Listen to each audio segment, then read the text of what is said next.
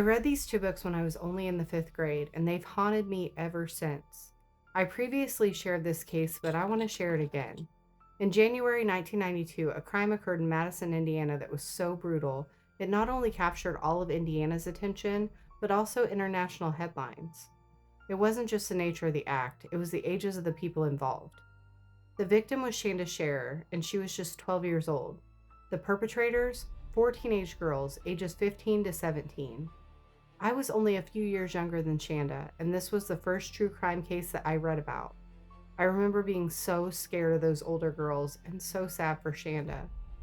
Shanda was a bright student athlete involved in cheerleading, volleyball, and basketball. But after her mother's divorce, she moved to New Albany and met an older girl named Amanda. The two became close friends and then became involved romantically. This relationship sparked a deadly jealousy in Amanda's ex-girlfriend, 16-year-old Melinda Lovelace. Melinda didn't act alone. She was joined by Lori Tackett, Hope Rippey, and Toni Lawrence. These girls had deeply troubled backgrounds. Tackett and Lovelace both had histories of severe trauma and mental health struggles. By late 1991, Melinda was publicly threatening Shanda.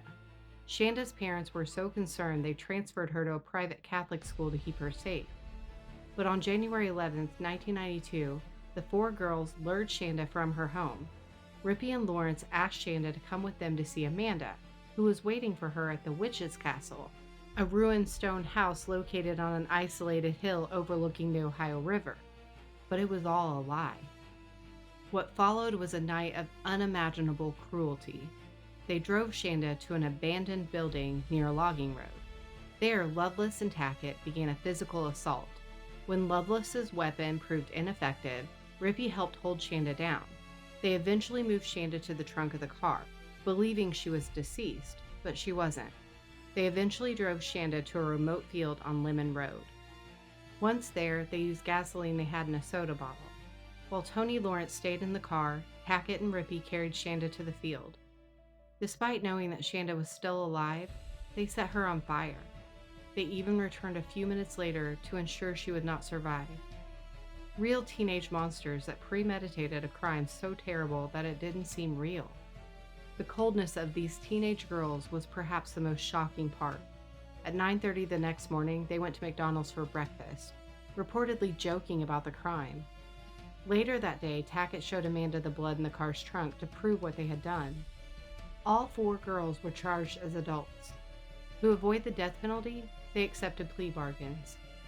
Melinda Lovelace and Lori Tackett received the heaviest sentences, 60 years each. Hope Rippey was sentenced to 60 years but later reduced to 35, and Toni Lawrence received 20 years for criminal confinement. The most unbelievable part that still makes me so mad? Because of Indiana's sentencing laws at the time, all four women have since been released. Toni Lawrence was the first, released in 2000. Then Hope Rippey was released in 2006. Lori Tackett was released in January 2018. Melinda Lovelace, the ringleader, was the last to leave prison in September 2019. Shanda Sharer would be in her 40s today. A life of milestones she was never permitted to reach. The four women who took her life returned to the world to grow old and live out their years, but they permanently erased Shanda's future before it even began. We must never let the memory of Shanda fade, because the gravity of what was taken demands that we remember. Her name should be a permanent weight on the conscience of those who harmed her, and her story a haunting indictment of the systems that failed to intervene. Shanda's more than a statistic. She's a devastating reminder of the cost of jealousy and unchecked cruelty.